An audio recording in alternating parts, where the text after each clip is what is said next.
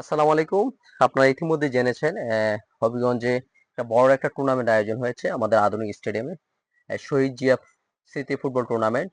এই আয়োজনকে ঘিরে হচ্ছে অনেক উন্মাদনা। তো যারা এটা আয়োজন করেছেন আমি তাদেরকে অসংখ্য ধন্যবাদ জানাই।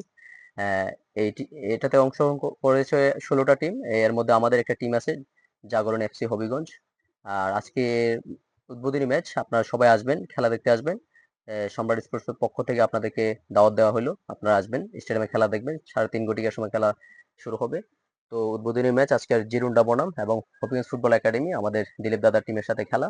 তো আপনারা যারা ফুটবল প্রেমীরা আছেন সবাই চলে আসবেন স্টেডিয়ামে, এবং সেই টুর্নামেন্টের সফলতা কামনা করি আমি। এবং এ ধরনের টুর্নামেন্ট আয়োজন হলে আসলে খেলাধুলার মান বাড়বে এবং খেলোয়াড় তৈরি হবে, এবং ছেলেপেলে নেশা থেকে দূরে থাকবে।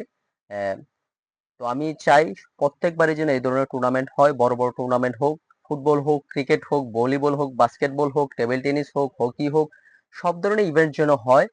খেলাধুলার যেন মাঠ মাঠ ভরপুর থাকে।